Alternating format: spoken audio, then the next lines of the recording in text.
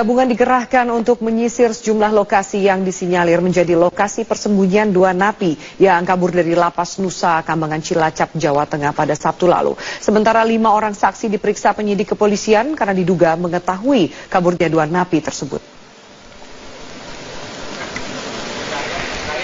Memasuki hari ketiga pencarian dua narapidana kasus narkoba, Hussein dan Syarjani Abdullah, yang kabur dari Lapas Nusa Kambangan Cilacap, Jawa Tengah, aparat kepolisian Cilacap bersenjata lengkap dibantu Kopassus, TNI AL dan petugas sipir melakukan penyisiran di sejumlah dermaga di perairan Nusa Kambangan. Polisi juga memeriksa setiap perahu nelayan yang melintas untuk memastikan tidak ada orang asing yang menumpang. Selain memperketat penjagaan, tim penyidik kepolisian memeriksa 5 orang saksi dari pihak sipir dan juga narapidana yang diduga mengetahui insiden kaburnya kedua narapidana tersebut. Sementara kita sudah memeriksa pada saat kejadian itu ada 4-5 orang, termasuk petugas sipir, beberapa napi. Seperti itu, kami hanya membantu daripada pihak lapas dalam melakukan pencarian terhadap kedua napi tersebut. Kedua napi kasus narkoba merupakan pindahan dari Lapas Cirebon, Jawa Barat. Masing-masing Hussein divonis 13 tahun dan Syarjani Abdullah divonis seumur hidup. Keduanya kabur dari Lapas Batu Nusa Kambangan pada Sabtu siang. Mereka kabur menggunakan tangga pekerja yang sedang merenovasi bangunan lapas. Dari Nusa Kambangan, Cilacap, Jawa Tengah, dari Betias, Metro TV. Itu Wasiklan. Itu satu kenyataan. Ya. Oke, Pak Kudri, bagaimana Anda memandang ini? Anda bukan pertama kalinya menjadi narasumber, kemudian ini ternyata kembali lagi terjadi dan beberapa masalah yang klasik kembali kita dengar. Ya, seperti saya katakan dahulu ini juga kan masalahnya yang dulu kita katakan itu apa yang saya kira beberapa waktu yang lalu napi lari itu kan sepertinya masih juga. Jadi dulu kesimpulannya adalah memang anggarannya itu kan kecil, ya kan. Kemudian kapasitas pemasyarakatan itu itu sangat terbatas sekali, karena digabung juga dengan kan konsepnya antara lapas dengan rutan itu kan beda, kadang-kadang kan dititipin juga, tapi kesimpulannya itu adalah sebenarnya fasilitasnya kurang, kapasitasnya kurang gitu. Nah, jadi ini ditambah juga dengan yang tadi udah disebutkan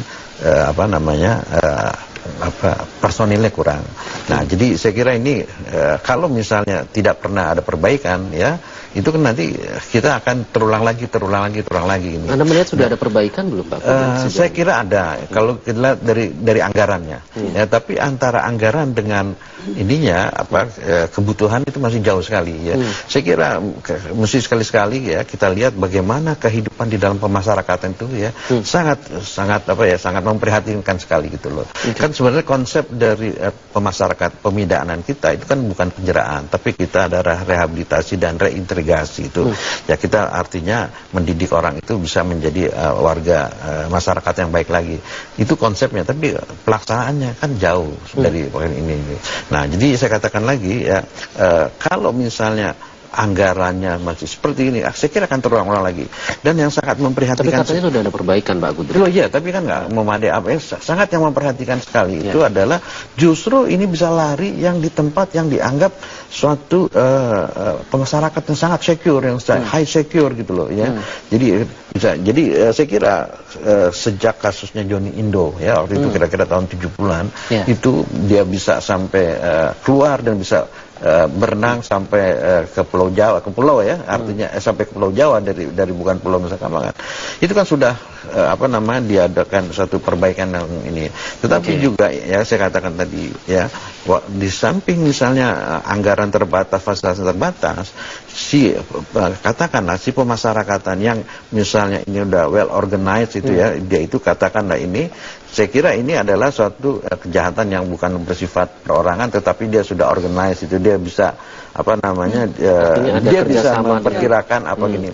Nah, tapi ini kan saya katakan lagi, ini justru ya katakanlah ya memperhatikan sekali gitu ya, bahwa justru di tempat yang sangat ini dia bisa lari ini. Jadi saya kira memang Pak Kudri, Bu Utami, ini tadi disebutkan bahwa ini bukan rahasia umum ya, bahwa mereka para tahanan narkoba ini perputaran uangnya sangat luar biasa. Kemudian mereka bahkan bisa bekerja sama dengan petugas atau sipir. Ini apakah benar memang sampai saat ini masih terjadi dari hasil temuan Kemenkumham?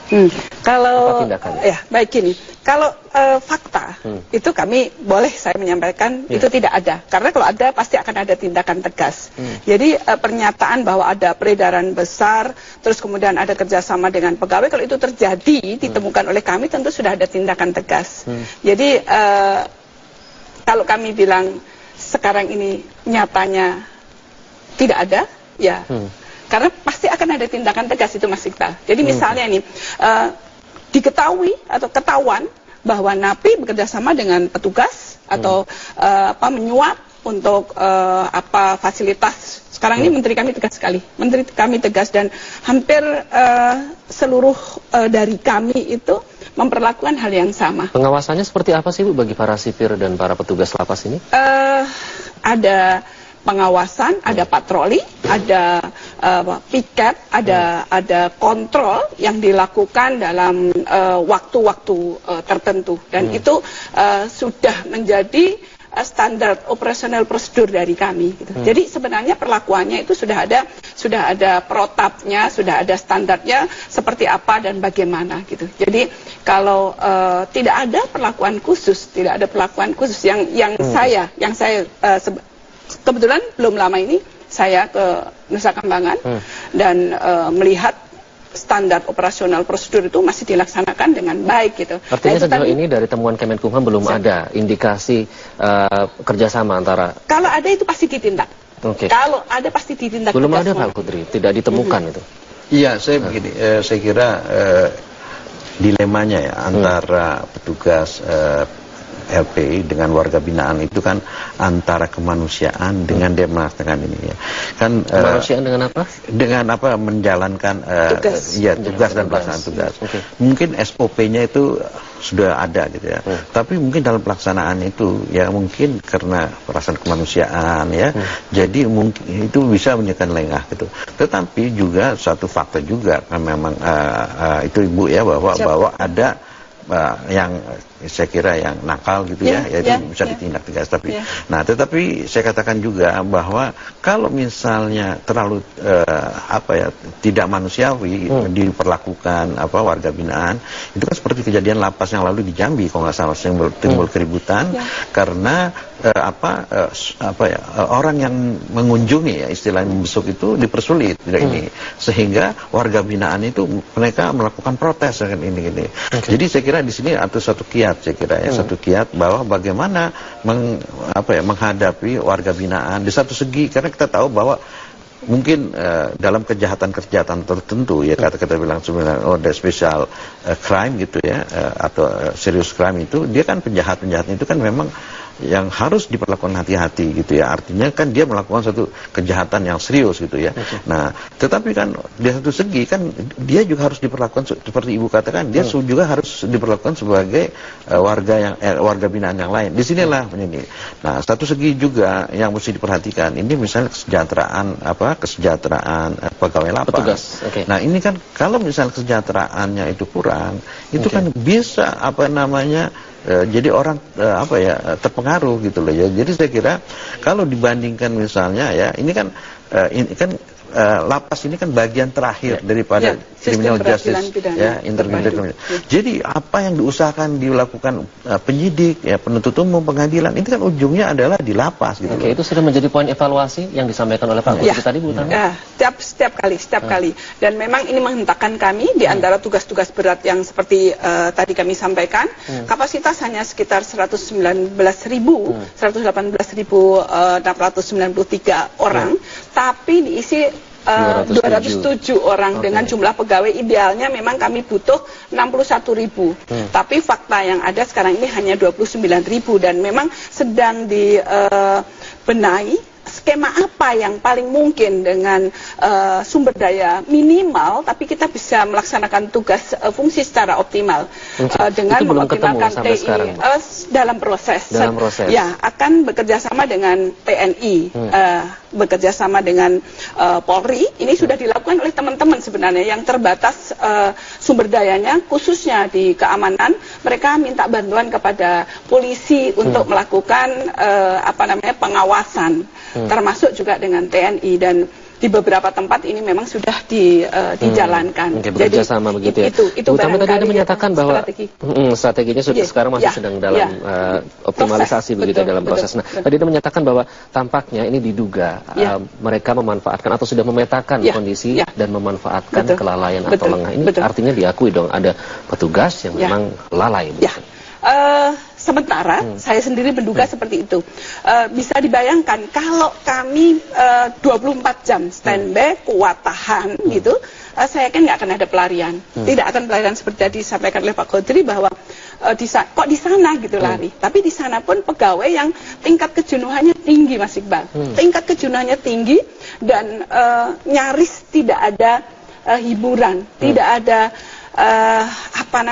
ruang lain yang bisa dipergunakan oleh mereka untuk sekedar refreshing pun. Mereka harus nyebrang. Potensi lalai atau lengah itu tadi ya? Lelah barangkali, dan ini pasti sudah diamati sekian waktu. Sekian waktu dia mengamati di antara kelompok penjagaan ini, mana sih kira-kira yang bisa dimanfaatkan, atau bahkan mungkin jam berapa sih gitu, dalam kondisi apa sih, dan ini menjadi atensi dari pimpinan untuk terus melakukan. Makanya kita selalu ada tulisan waspada jangan-jangan, dan setiap kali kami bertemu dengan teman-teman selalu menyampaikan itu. Di sisi lain ini Mas Iqbal, barangkali yang perlu juga mendapatkan perhatian dari kita semua, kalau dulu itu jarak antara Nusa Kambangan dengan Cilacap itu jauh. Sekarang dengan adanya tanah tumbuh, sedimensi, itu Kampung Laut itu dekat sekali dengan Nusa Kambangan. Iya, sangat dekat dengan Nusa Kambangan. Ya, bukan tidak mungkin sebenarnya mereka sudah mendapatkan informasi, bahkan mungkin tahu gitu bahwa ada peluang-peluang seperti itu gitu. Bukan tidak mungkin gitu. Misalnya untuk mendapatkan informasi itu kan berarti kan ada berkunjung. Mohon maaf, kan ada berkunjung. Jadi napi juga mendapatkan kunjungan. Diizinkan untuk mendapatkan kunjungan dari keluarganya pada saat tertentu. Nah, dimungkinkan mendapatkan informasi dari yang berkunjung begitu ya. Bukan tidak mungkin. Baik, ini mengingatkan kita pada saat itu ada Rizal atau Anwar yang mendapatkan kunjungan yang nyamar menggunakan pakaian tertentu begitu. Nah, Pak Qudri, upaya sedang dilakukan sama saat optimalisasi sudah dilakukan oleh Kemenkumham. Cukupkah itu, karena kita tidak mau tentu saja ini terjadi karena membahayakan warga begitu? Saya kira apa yang ada sekarang kan jauh masih dari ideal ya. Misalnya saja ya sekarang itu pemasarakatan dicampur ya. Misalnya kan idealnya itu kalau katakanlah ya warga binaan itu dia melakukan kejahatan keras, itu kan dibedakan misalnya orang yang melakukan penipuan penggelapan atau korporasi, atau dengan misalnya orang yang kejahatan korupsi gitu ya. Nah itu kan, atau yang terus yang ada misalnya yang katakanlah narkoba, itu dia mesti dipisah-pisahkan. Tapi kan sekarang ini dicampur. Jadi ini salah satu juga menimbulkan treatment itu ya berbeda. Jadi kalau misalnya treatment untuk orang yang misalnya memang punya perilaku jahat atau apa itu, mungkin di satu tempat ya, satu lapas yang didesain memang sulit untuk dia dia melarikan diri. Tapi mungkin Iqbal ya, kalau misalnya Anda lihat di Cinere itu ada satu konsep lembaga pemasyarakatan, itu dia konsepnya seperti villa gitu loh, ditinggal-tinggal gini. Karena itu dilihat ya, memang orang yang seperti ini misalnya dia mau asimilasi, mau tinggal mau sebentar lagi keluar kayak gitu kan. Jadi dia lapas terbuka itu. Jadi itu kan mesti kan ada konsep. Jadi kalau misalnya pemasyarakat ya kejahatan ini tipe taruh kayak begini. Kalau misalnya kita membayangkan harus membangun seperti kayak benteng kayak begitu, yang tujuan untuk merehabilitasi dan mereintegrasi itu nggak jadi gitu loh. Justru orang nanti berbuat itu menjadi lebih menjadi lebih sadis lagi dia keluar gitu loh. Nah, jadi misalnya ada hukuman orang yang lebih dari 10 tahun dengan orang yang dihukum misalnya 6 bulan atau 1 tahun, itu kan mestinya dipisahkan gitu loh. Nah, jadi kalau misalnya ada lagi yang misalnya seumur hidup atau itu kan mestinya ini. Sudah ada kemampuan untuk melakukan itu? Sementara ini pemerintah sudah memberikan perhatian dengan membangun lapas high risk, Pak. Nanti maximum security. Memang untuk orang-orang mungkin yang dihukum seumur hidup dan membahayakan bagi masyarakat, dirinya maupun lingkungannya akan ditempatkan di sana. Jadi one man one cell gitu. Jadi akan ada perlakuan yang sangat ketat gitu. Walaupun ini kalau saya sepakat dengan beliau, sebenarnya kalau konsep integrasi sosial itu ya tidak seperti itu. Konsepnya tidak seperti integrasi sosial itu ya memberikan ruang bagaimana bisa pulih hidup kehidupan dan penghidupannya siapapun mereka. Mestinya seperti itu dari sisi konsep kami. Baik, singkat saja Pak Kudri, jangka pendek apa yang harus dilakukan Kementerian? Ya, saya kira seperti yang lalu-lalu kayak begini. Kuncinya itu tentunya salah satunya itu kan memang ini sudah diperbaiki aturan. Tapi kunci menurut saya anggaran. Semua ini ada berupa anggaran itu. Kalau kita lihat dari anggaran dari sektor Kementerian Hukum dan HAM, saya kira ini yang paling kecil sektornya. Betul. Jadi ada satu, saya nggak sebutin satu satu sektor yang lain. Menurut pendapat saya nggak begitu, tapi justru dia mendapatkan ini. Jadi saya kira menteri ini mungkin coba bicara dengan DPR untuk memikirkan begini. Kalau nggak sampai kapan nanti berulang lagi saya kira. Tapi ini kan yang mengkhawatirkan justru yang di tempat yang sangat high secure justru ini bisa lari. Gitu. Pak Kudri, sedikit barangkali izin Mas Gibran, kami berharap kepada masyarakat barangkali kalau melihat mereka berdua segera melaporkan kepada kami, ya siap. Saya itu terima kasih. Terima kasih Bu Tami, Pak Kudri, sudah hadir, kita sudah sedikit mendapatkan gambaran dan kita harapkan ini menjadi alarm gitu ya, wake up call supaya nanti masalah anggaran juga diselesaikan. Terima kasih Pak Kudri dan Bu Tami sudah hadir.